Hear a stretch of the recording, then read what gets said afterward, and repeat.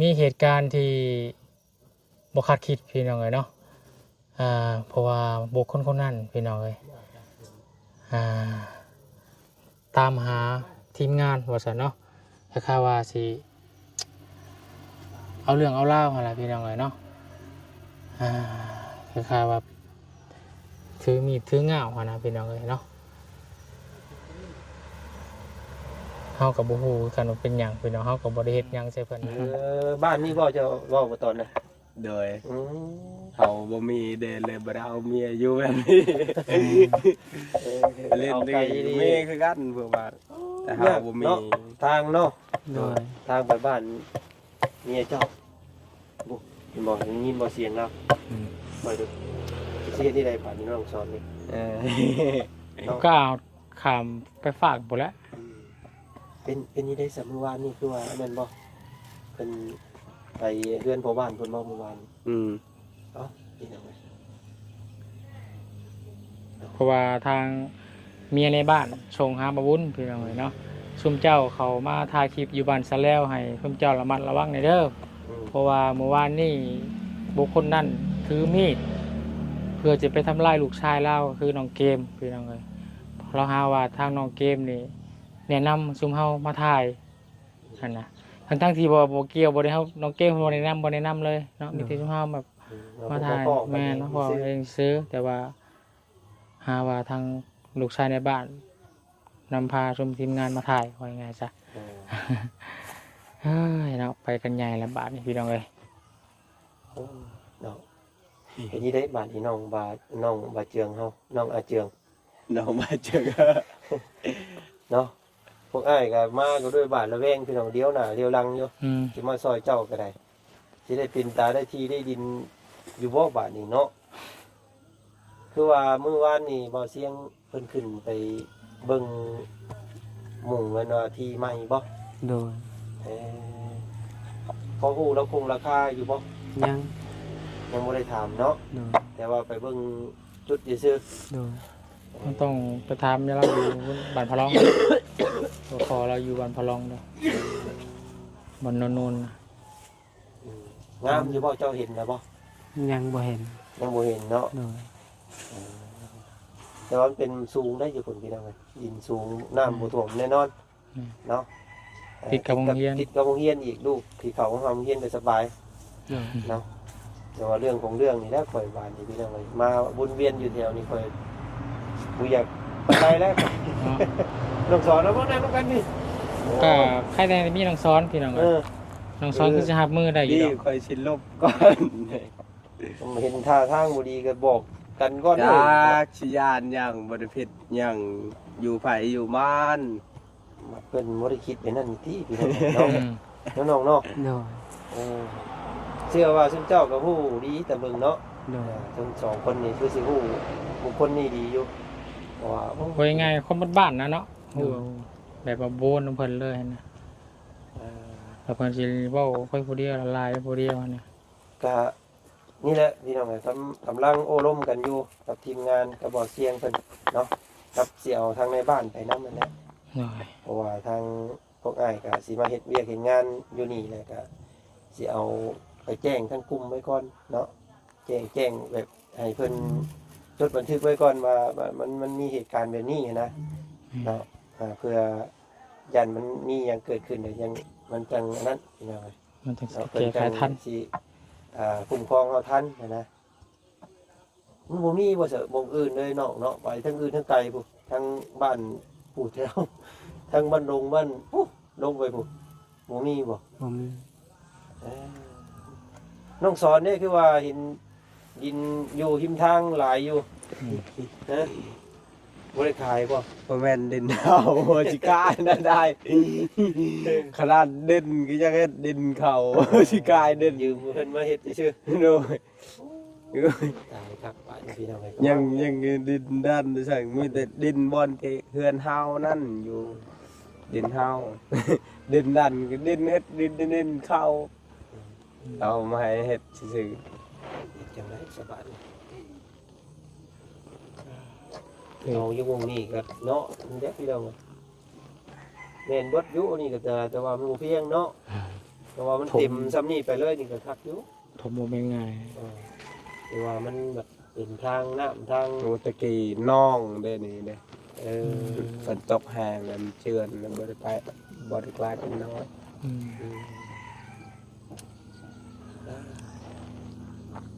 กระบาด เนาะถ้าว่าไปซื้อดินทั้งฝากโรงเรียนก็เป็นต้องแถวเฮือนลาวให้เป็นน้องไกลเฮือนลาวอีก จะวนเวียนอยู่แถวนี้คือเก่า เพราะเราบ่ได้ไปทางไหนบ่เราอยู่แต่เฮือนตลอดบ่ จะไปได้เนาะ บ่เขาอยู่แต่เฮือน อ่า เออ เพชรปกแปลกไปแล้วแหละเนาะ โดย สร้างสะพานข้าม แม่น้ำโขง โอ้แบบก้อยย่านนี่โมเมนต์ยังได้แต่ว่าสมมติว่าเราเห็นรถเห็นล่างพวกเฮามาย่านเราไปหาซุมเฮาสินะเนาะ โดย ย่านไปทำลายรถล่างเฮานะมันคนเฮานี่ยังว่าพอทันอยู่ได้พี่น้องเห็นวิ่งมาแล้วก็ใส่เกียร์มาก่อนได้ค่อยเนาะย่านแบบว่ามันก็อันตรายแหละว่าซั่นซะอ๋อ เฮ็ดเวียกหรือคงหวาดระแวง ที่ได้สบายนางลาไปแท้อยู่น้องเพิ่นก็ได้ เนาะน้องมาเจืองเฮามาเจืองเฮา เดี๋ยวลองถามมันได้บอลเบิ่งเอาแล้ว ก็คือว่าแล้วพี่น้องเอ้ย ก็ไปหาเมื่อคืนนี่ก็ถือว่าไปถึกจุดอยู่ไปหาลูกในบ้านโลดว่าซั่นเนาะทางในบ้านเพิ่นก็คือสิมีความคุ้มครองอยู่เนาะ โดย ก็คือสิแจ้งทางกลุ่มทางหยังและว่าซั่นซะว่ามีบุคคลนี่มันเฮ็ดแบบซี่กับลูกกับเต้าเพิ่นนี่นะเนาะนี่ได้เป็นว่าบุญมีกำบังเนาะครับเนาะสิได้ทีได้ดินเป็นของตัวเองแท้ๆกันมีแนวมายากบาดนี้พี่น้องจังไดก็พวกอ้ายสิพยายามหาทางออกให้เด้อ โดย เนาะให้มันบ่กระทบทั้งภายใดภายหนึ่งนั่นแหละพี่น้องอย่าซอยเจ้าเนาะที่ได้ ป้าลุงก็หลายครับเนาะ หลายคนก็ว่าถามดินของน้องออนเด้อว่าซั่น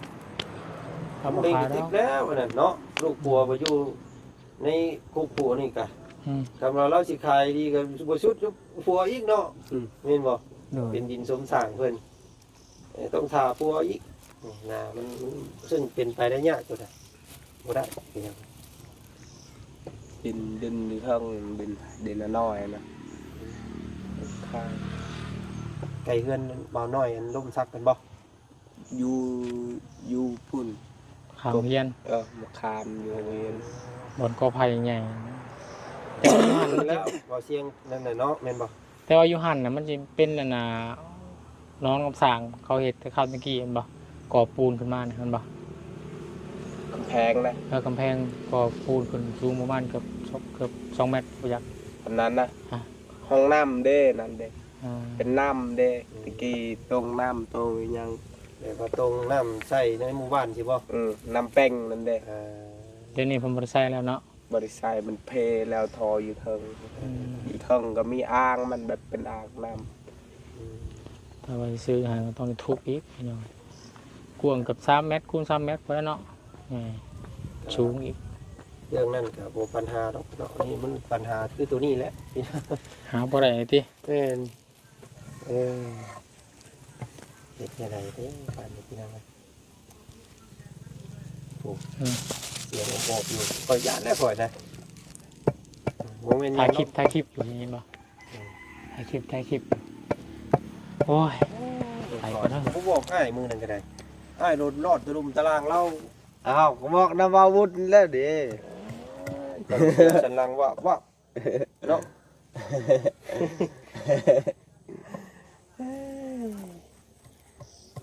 มันจมอยู่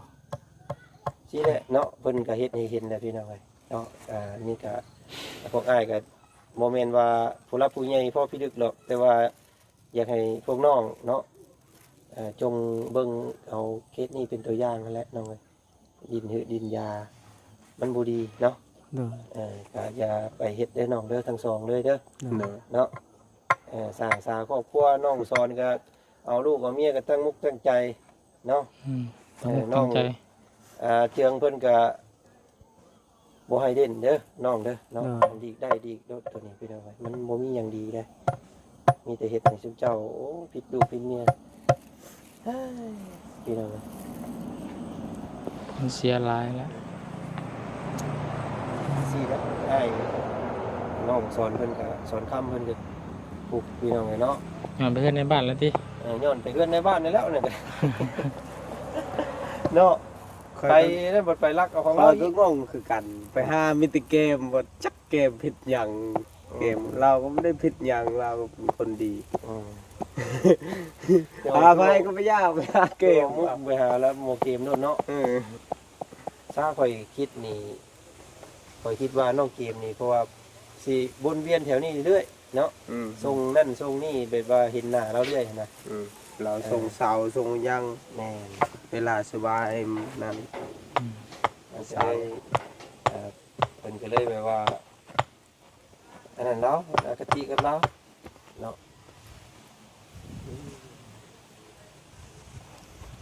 ตูบมื้ออื่นมาแล้วผมนอนตูบ แล้วพ่อน้องเอาพาบังอยุหันเนาะ ขึ้น วัน ได้ นี้อ้ายอันเอาบ่มีหยังมาฝากมึงครับ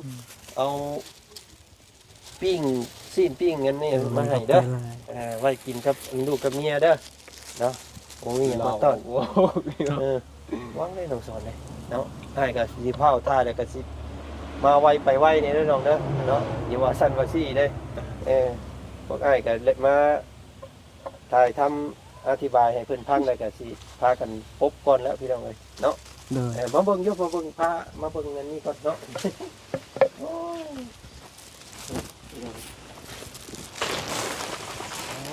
เราเรียนทานโอ้คอยเห็นกระตูกน้อยแบบนี้นี่คอยคิดเห็นน้องเพชรเนาะเห็นแล้วเล็กๆอยู่กำเอาลูกน้อยแต่ว่าหลังคานี่เดียวมึงนี่ทะลุปูโป่ง โดย มองเห็นเดือนเห็นดาวได้กลางคืนก็ได้พี่น้องฝนตกก็เปียกไปแล้วอันนี้เนาะ โดย แก้ไขก่อนเนาะน้องเนาะ โดย ที่ได้สักมาสนมาเศร้าอย่างนี้มันทีทางก็หายากครับคือสี่เด้อพี่น้องเนาะอดเอาเด้อน้องเด้อ โดย เฮ้ยอย่าเผาเมื่อได้ทากันก่อน เบิ่งต้นทางให้เด้อให้เราซ้อนเบิ่งต้นทางก่อน นี่แหละเนาะขอให้เจ้าได้ทางออกที่ดีแล้วกันน้องเลย โดย เนาะได้ที่ได้ทางพวกอ้ายก็สิพยายามซอยเต็มที่นั่นแหละเนาะสงสารครอบครัวทุกเจ้านี่แหละพี่น้องเลยเนาะโอ้ น้อยก็พากันอยู่แล้วว่ะ เรียบร้อยเป็นแบบ เต็ม แบบนี้นี่แต่ทำนั่นแหละเนาะมือนี่พี่น้องเลยมาแจ้งพี่แจ้งน้องสำนี่แหละไม่ได้เสียบอกเนาะ มันนี่แหละ อืม มีแต่ว่าถ้าน้องได้เรื่องเล่าวเกี่ยวกับเนวบุรีตัวอายกับแจงอายเด้อบอกเตือนกันในแล้วเลย โดย เขาอายทุบอายก็บ่จักเดียวเลยถ้ามันมีเรื่องไม่ได้แต่มันผิดปกติเนาะเป็นเจ้าเรื่องเอาเล่าว่าบุญหรือว่าทีมงานก็บอกกันแน่เด้อ โดย คำว่าแบบว่าเนาะได้แบบว่ามันสีแบบใดมานะเนาะแต่อยากให้น้องนั่นแหละเตือนพวกไอ้ายเนี่ย โดย ได้เบอร์เบาเสียงเลยบ่ บ่มี บ่มี โดย บ่มีโทรศัพท์บ่ โดย เอ้า อืม กำมังแล้วจะแบบนี้ยังไงเนาะ บ่มีทั้งเมียทั้งลูกทั้งเจ้าเลยบ่ โดย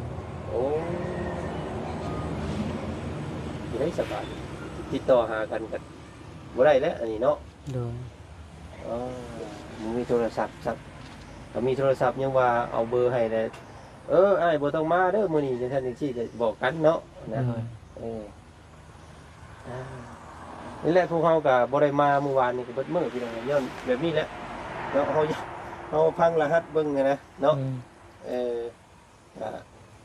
คนจริงก็ว่าอยากมาเบิ่งที่เบิ่งทางอะไรเมื่อวานนี้แต่ว่ามันพังรหัสเบิ่งแบบนี้แหละพี่น้อง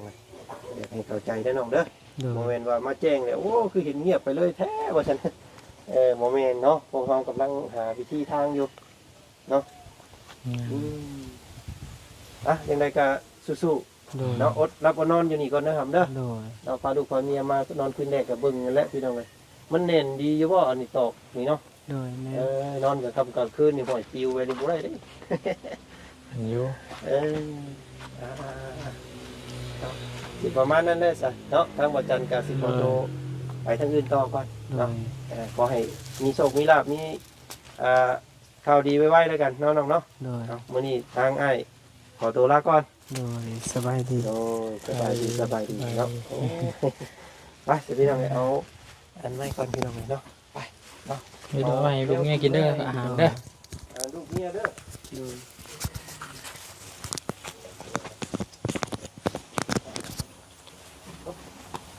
ทางมาเงินเราขักอะไรเนาะอย่าที่พลาดเตอร์พลาดเตอร์นะ อุ๊บที่ไหนดิน้องเจียวเข้าในพี่น้องเลยช่วนี้จะทำมันเนาะ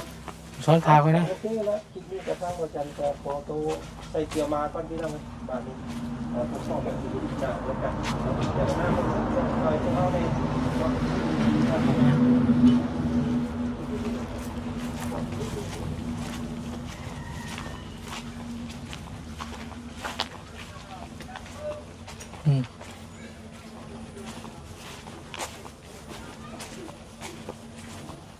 จุ่มไปอย่างจุ่มเสียงดังดีเนาะไปจุ่มคนเดียวกับดังออกที่มันวางกลัวเก่าพี่น้องเลยเนาะอ้อนอย่างยังน้องอ้อนนะแกงขี้เล็กสบายป่ะ เบิ่งแวะมึงลาก่อนพี่น้องเลยเนาะ พอดีหยิบในแอนน้ำเด้อ เข้าเดี๋ยวเอาทำไม่ได้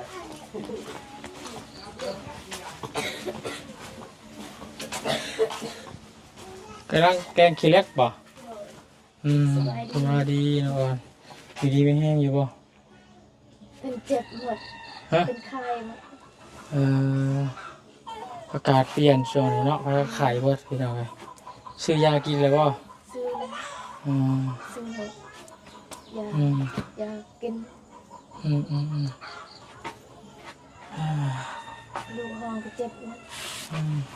ไข่เบิดไปไข่เบิดยามนี้พี่น้องเลย จุดสั่น อืม หายตลอดกลางคืน ไม่ว่าสบายเลย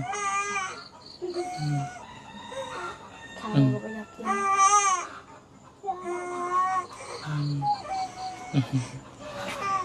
มาเยี่ยมน้องเกียมกันเนาะเราสาวบุญก็สิไปก่อนย่านเนาะย่านเพื่อนหลังนั้นเนาะตาย่านบ่จ้ะ ห้องก็ห้อง บ่เพื่อนเองที่ว่าตรงข้ามไปนะ เป็นเรานะ อืม เจะเราเห็ดเด็ดเราสุดยาแห้ง กระสูบยาให้เนาะหวังว่าเนี่ยเขานำมาสุ้มอ้ายถือมีดถือเงาย่านได้เนาะเขาก็ได้โอกาสไปแล้วเขาก็ได้มาสิบัตรเสร็จแล้วก็เปลือกความหวาดระแวงเป็นยังไงเนาะเอาเมื่อหน่าสิมาเด่นมาแอนน้ำใหม่เด้อ เราเป็นข้าว แล้วว่าเป็นยังกินกินแล้วเด้อสบายดีสบายว่าเป็นยัง ข้าวไข่แห้งคนเจ็บจะได้ขอให้อายไปใส่มาใส่ให้รถปลอดภัยเด้อขอให้ไปใส่มาใส่มีคนหักคนแพงจังหวัดครอบครัวขอให้อยู่เย็นเป็นสุขขอให้สุขกายสบายใจเด้อ เนาะ ทั้งหมด FC สกูสคนขอให้เทวดาฮักแพงลายเด้อ โอ้ยขอบใจทีนี้เป็นยังเจ้าก็เด้อเมื่อหน้าก่อนซื้อขนมมาฝากไปน้องเลยเนาะไปเช้าโอเคพี่น้องเลยนอนเดินทางออกจากบ้านซะแล้วก่อนติดใจพี่น้องเนาะไปไม่แต่ขอจบคลิปลงเพียงสมัยก่อนพี่น้องเลยพอกันในคลิปหน้าเด้อคลิปนี้ขอบคุณของใจเนาะขอให้เราเอฟซีว่าทุกท่านที่เข้ามาส้มพี่น้องเลยเป็นกำลังใจกับเราบนสปาร์ตเนาะสำหรับนี้ไปแล้วสบายดีโอ้น้องพันเห็นจังอยู่พี่น้องนะคนมาเฮือนแล้วบ่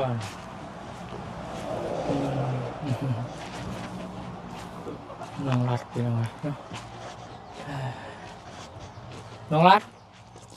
เป็นหยังมาเฮือนเก่าเลยติ